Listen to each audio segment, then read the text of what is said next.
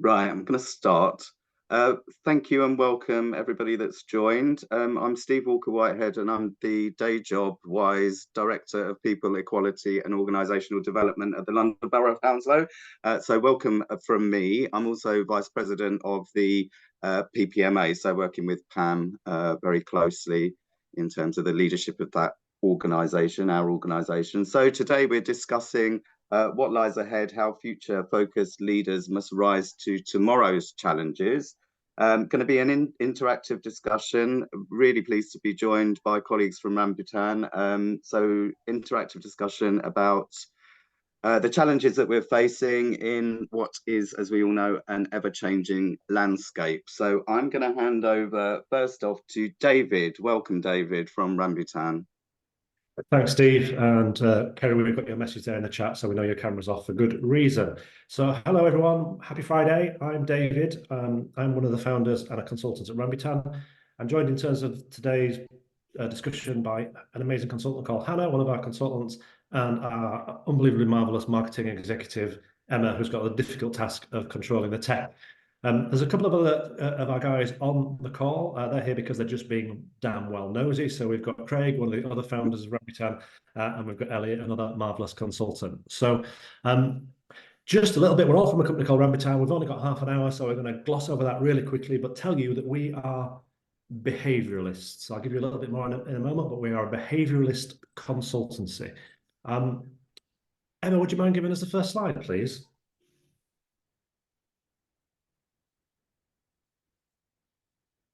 Okay, so as Steve's rightly said, the title of this discussion is What Lies Ahead, How Future-Focused Leaders Must Rise to Tomorrow's Challenges. And we use the word lies there quite deliberately because it gives us a nice segue into some of the challenges, or certainly one of the big challenges. There are two definitions of lies that we've looked at for this. One is to lie is to assume a resting position, and one is to give untrue or inaccurate information. And as a kind of starter for 10, if you're a leader and doing either of those two things, then you're in the wrong game, and the future is not going to be, as Orange would say, as bright for your people as it could be otherwise. And we're going to talk about some of the key challenges that we see at Rambutan, and we're going to give you a few opportunities to interact with those challenges, and then we're going to look at what future-focused leaders need to do to rise to some of those challenges. Special thanks up front to Vicky Lee from Samwell Council, who made the connection that's got us all in this room this happy Friday. So I mentioned behavioralist. Let me give you the briefest of tours of what that means. If you move the slide on, we spent the last 10 years, thousands of hours of research, reading, interviews and observations to come up with our model, why people do what they do. We could talk about this all day. We're going to do it in 60 seconds. The reason we're going to do it quickly is because it informs some of our thinking. When we look at the future, we look at it through this bias. If at any point in time in the next 60 seconds or at any point in time during the next half an hour, you go, I need some more information on that, then just drop us a line. It's on our website, get our contact details from Steve or whatever. So we have categorized why people do what they do into two key parts. One is personal factors, stuff inside us. One is cultural. Really quickly, on the personal side, the first thing up there is, oh, thank you. Oh, you're grabbing your lunch. Well, we're happy to watch you eat lunch, Vicky. If you want to do that, that's absolutely fine by us. Is purpose. This is about a person's spirituality, broader than religion, their goals and their mission, why they are here. That will drive why they do what they do. We then move around the model into the next section in personal, which is beliefs. You'll have seen these words before, our mindset, our values, our biases. They interact with purpose and the rest of the model. And then we move on to the final part, which is capability, our skills, our knowledge, our emotional intelligence. All of those are personal factors that will affect why we do what we do. And they interplay and interchange with the cultural factors. We start at the bottom there with environment, and that's around about how our surroundings, our situational context, nudges such as marketing, information given to us, how that affects and plays into the model. Then we move up to rules, starting with a sort of the least formal, which is guidelines, moving stronger into policy and then into law. And then we finish up with social influences, authority figures, tribalism, social norms. All of these mix together to create why we do what we do. And at Rambutan, this is what we do. This is our reason for being. Give you one tiny example. You'll remember that period called COVID that we all went through. I was on a train in the middle of COVID where you were allowed to travel, but you had to travel with a mask if you're on a train and you couldn't book a seat. You were also allowed to take your mask off if you were eating or drinking coffee. I was sitting with my mask off with a coffee, and a person came to sit next to me and said, "Do you mind if I sit here?" I said, "Not at all. I'll put my mask on." And the person said, "Don't worry, I don't believe in COVID." Now, there's an example of something going wrong. The rules seem to be quite clear, but there was something about beliefs and mindset that was affecting why that person did what they do. Just a really simple example. But again, it gives you a sense of the bias that you're about to experience as we go through the rest of this presentation with you.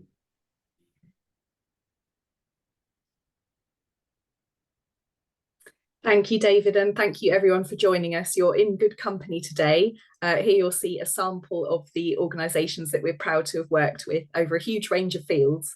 If you'd like to hear what they've got to say about us, you can check out our website at rambutan.biz. But for now, I'll go back to David for our check-in. So a few rules that will help, rules is probably a bit strong to be fair, but a few things that will help us make sure that you have a productive and enjoyable session. I'll give you a moment to read them.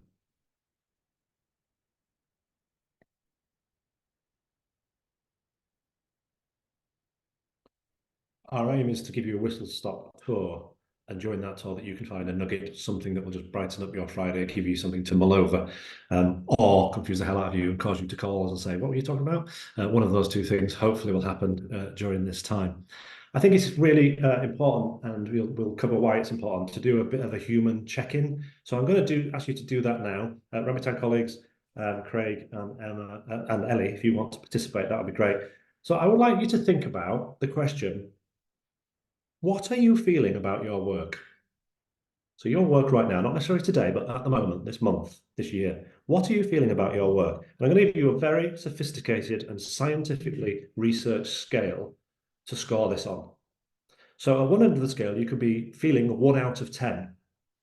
And at one end, you could be 10 out of 10. Let me explain. 1 out of 10 is the same feeling as if you were in a damp, dark and lonely bedsit in Clacton on a rainy day, listening to Heaven Knows I'm Miserable Now by the Smiths. Whereas if you're a 10 out of 10, you're on a beautiful sunlit balcony in Barcelona, overlooking La Sagrada Familia, listening to Barcelona by Freddie Mercury and Montserrat Caballé. So somewhere on that scale, how are you feeling, and what are you feeling about your work? Stick your answer 1 to 10 in chat if you wouldn't mind. What have we got?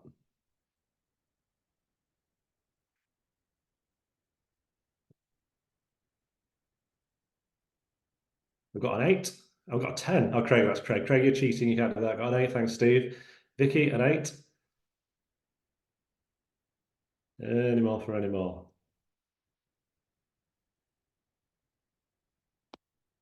So either my chat's frozen. Oh, we got a 6. Yeah, thank you. Sorry, my chat had just frozen. We got a 7.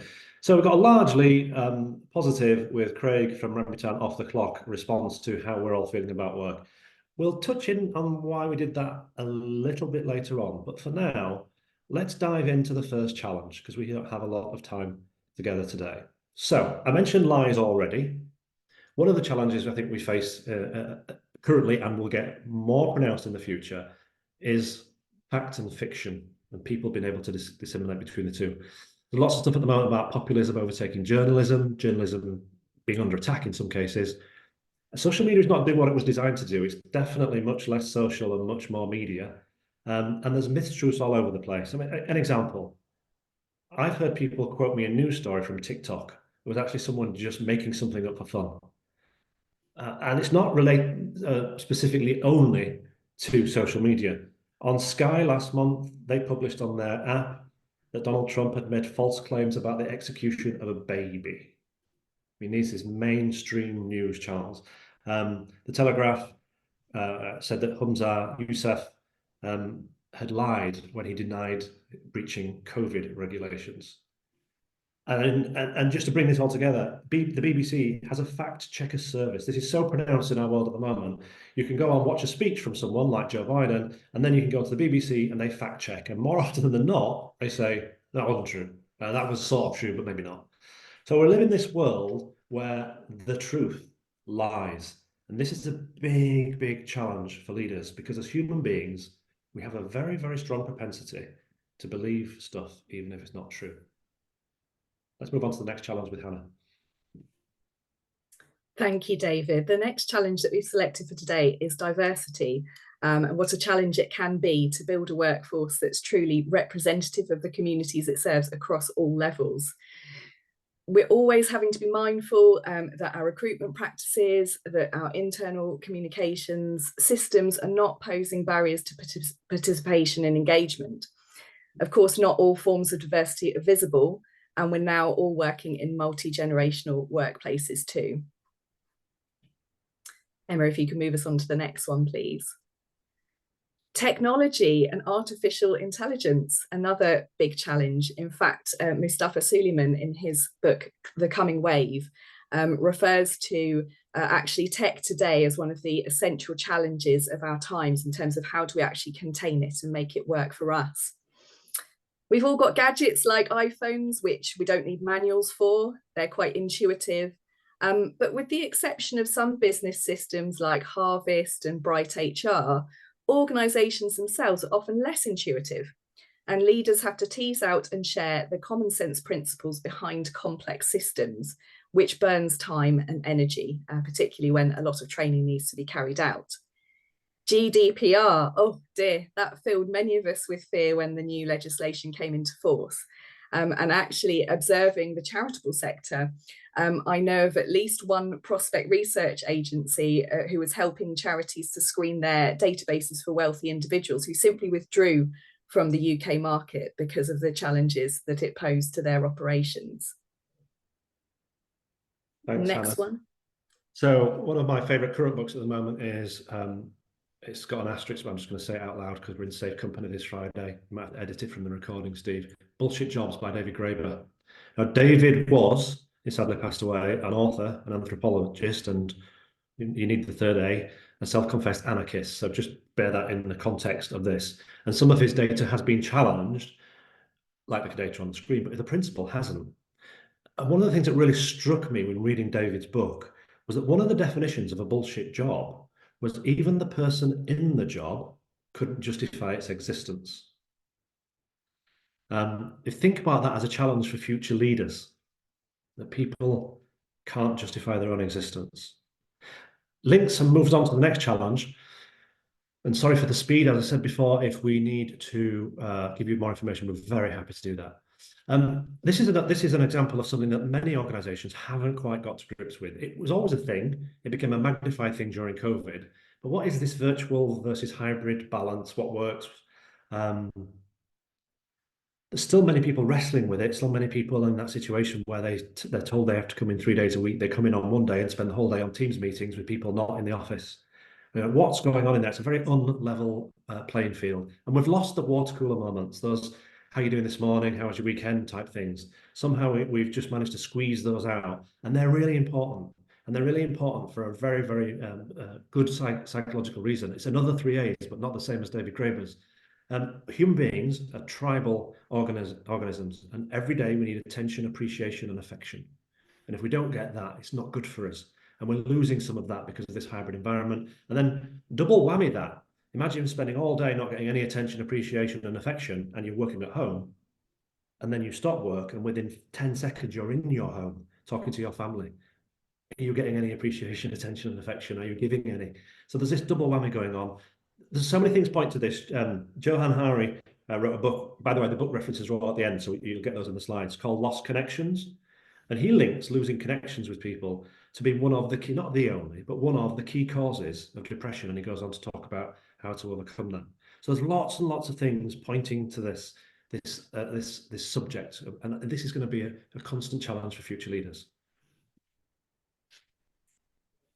Thank you, David. Another massive challenge is developing and maintaining sustainability to withstand waves of change. You'll notice waves of change was a bit of a recurrent theme for us today.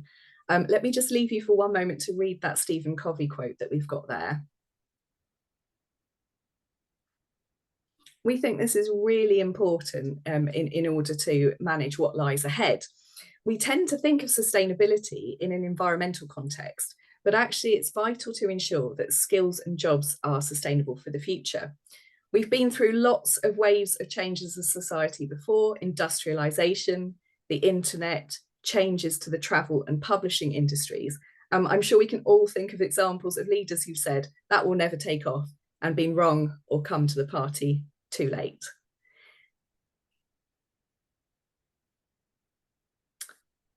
Thank you, Emma. If you'd like to join us now on Slido, if you have a mobile phone to hand, you can use the QR code. Otherwise, if you visit slido.com and tap the numerical code in front of you in, hopefully that should take you to a little mini poll, just so we can get a sense of which of these challenges you feel are wet weekends, not that important or bothersome, and which might be terrifying tornadoes on the horizon. Give you a couple of minutes just to make sure you can access that, and please do shout in the chat if you're having any difficulties.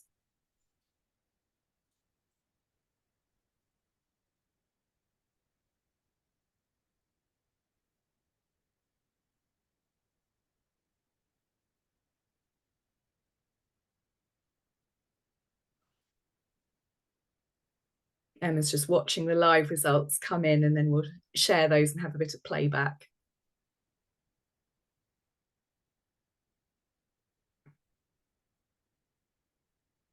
Oh, Vicky's struggling to get onto it.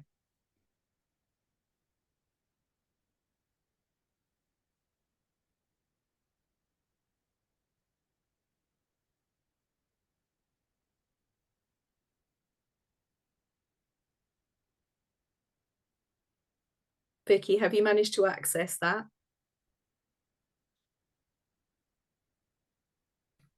Fab, Okay. thanks.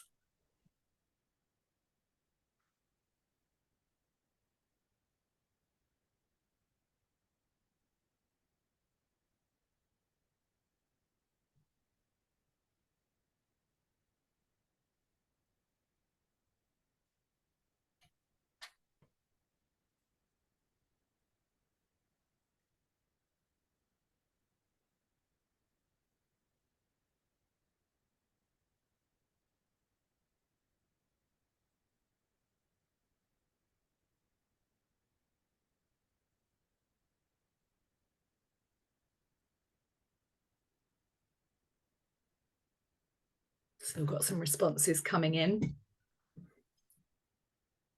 Might need to rattle through them, Hannah, to be honest, looking at the time. Okay, so where the truth lies, fact and fiction in the media, a mixed bag on this one. Interesting. Emma, can you take us to the next one, see how that's done? Richness of rainbows, championing diversity effectively. A few people seeing that as really important, but again, a middling view on this one. Oh, iRobot, finding common sense in complex systems. It seems that one way or another, most of us feel this is pretty important and one of the larger challenges that we're all facing. Meaning, not monotony, making jobs meaningful at all levels. Interesting spread too. Empty chairs at empty tables. It's no surprises that the challenges of a hybrid world are something affecting us all.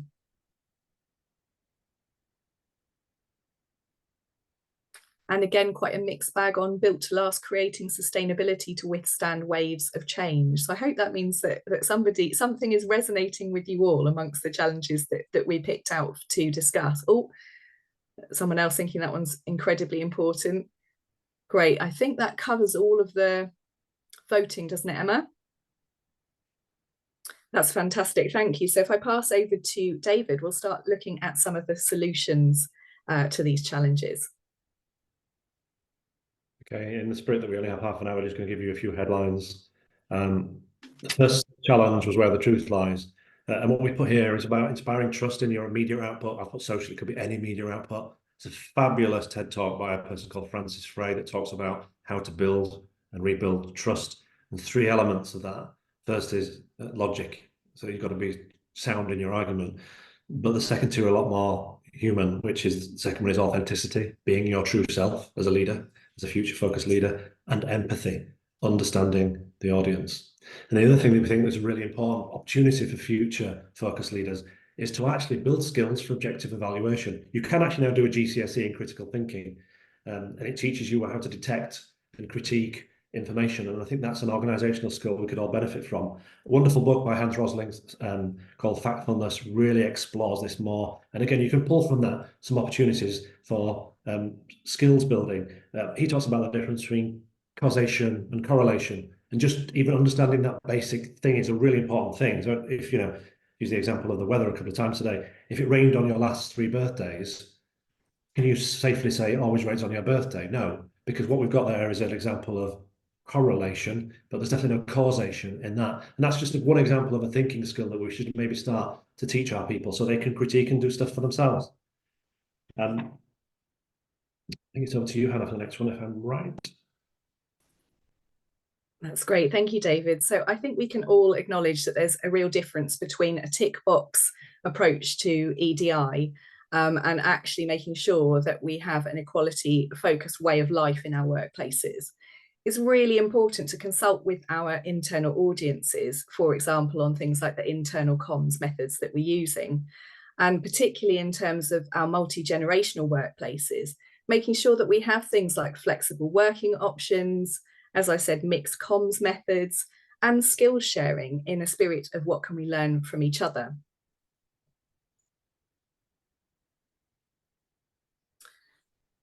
Common sense and applying that to artificial intelligence and complex systems. Of course, some of these tools we can harness to our advantage, like ChatGPT and intuitive systems. But I think we have a lot to learn actually from gaming communities. Gaming communities tend to share works in progress because they know that their community will come back to them and spot the glitches and share hacks with each other. And this is something that we can really apply in the workplace in a spirit of sharing feedback and continual learning and improvement. So the challenge of meaning, not monotony, was my second highest scoring one at 3.3 in the poll. So just some thoughts on that. We'll have seen millions of times aligning roles with mission, vision, values, and strategy. And for us, that's always been the case, but we're not talking about comms.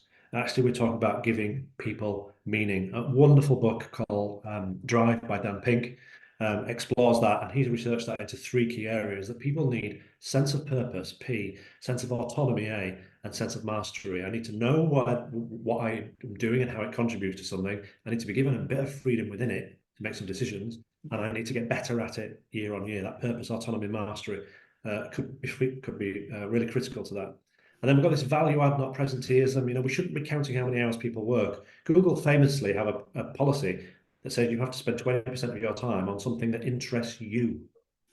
And that is fabulous in terms of creating autonomy and mastery. Works well for Google too, because the amount of products and services that come out of that are incredible. And that's far better than actually thinking about the working week in the way that David Graeber has, in terms of people sitting there not even realizing that they could not even been able to justify their role. Fabulous example at Nest, one of our clients has been a client for 10 years.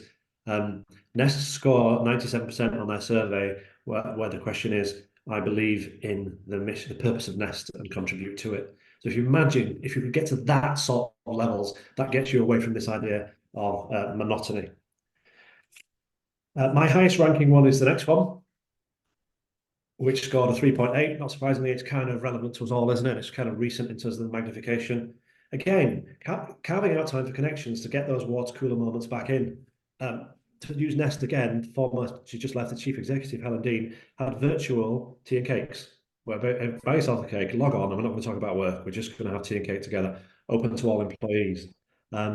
Why we asked you to do a check-in at the beginning of this to see how you're feeling. Again, it's an example of just putting the human back into this to get that sense of affection, appreciation, and attention. And again, if you wanted a book reference, Owen Eastwood's book, Belonging. He's worked with so many sports teams, business teams, beautifully simplified his work into what people need is to be connected to something bigger than themselves and have bone deep relationships. And if you can drive those 2 things as a future focused leader, then you're in a much better place. And the other simple one is just clarifying expectations. You might have some winners and losers if you say, right, everyone has to be in 3 days a week. But at the moment, lots of organizations have this uncertainty that's causing frustration and lack of productivity. Thanks, David. Coming back round to sustainability, and my wave is back on screen again. I think we need to recognise that not all waves are tsunamis, but we do need to keep scanning the horizon. One of our favourite TED Talks from Margaret Heffernan is about the human skills that we need in an unpredictable world, and the leadership skills and principles that we need to adopt for a volatile, uncertain, complex and ambiguous environment. We can't plan for things like pandemics. We can only be agile to respond to change. Amazing, thanks, Hannah. So to complete the set, I promised you earlier that we'd put some of our references in, and there they are. We'd recommend them all, and many more. If you want to contact us, that's fine. Thank you so much for being here in this Whistle Stop Friday tour. Thank you for participating in the poll. That's really useful to get your opinions on there. We hope you found a nugget. We hope something this afternoon will resonate in your mind and you go, that's really interesting. And if you want to know more, if you want to have a virtual tea and cake with us, just drop us a line. We don't charge for having fun with people, so just drop us a line and we'll all be happy, or most of us, depending on who's available, will be happy to join in something like that. We checked in. I'd like now to just check out as the final thing of the session. The checkout is a bit of feedback for us. You can be really honest. The checkout is again a score rating, scientifically from 1 to 10. So if you're going to score us a 10 out of 10, that's because you found at least one nugget to ponder. There's been something of use for you in this brief presentation. And if you want to score us a 1 out of 10, that's because you thought it was a total load of old consultant gibble-gabble nonsense. So if you could just give us a score, that would be amazing. We've got a 10 from, that must be Steve, because it's got the PPMA thing. Thank you all so much. Have a fabulous weekend, and really look forward to working with you in the future. If you want us to come back and do anything else like this, just let us know. That'd be great. Thank you, Vicky, for the 10 out of 10. Amazing. That's great. Thank you so much, David, Hannah, and Emma on the tech. That was really, really fascinating. I think most of us will have come away with certainly more than one nugget, and we'll make sure that our members have access, obviously, to the recording of this, and I'm sure that they'll take away many, many nuggets too. But absolutely fascinating. I had a divisional away day yesterday with the whole of my division, and it's interesting to see that at least 4 of the challenges that you identified were challenges that we identified too. So it seems that we're looking at the right things, which is slightly reassuring. I bumped my how happy I am at work to a 9 on that basis. But no, brilliant session. Thank you so much. Thank you so much. And as I said, we'll make sure that we publicise the recording as we always do, and reach a lot of our members through that medium. But thank you, colleagues. Thanks for joining, everybody. And as David said, happy Friday. Happy Friday. See you later. Thank you. Bye-bye. Bye. Bye.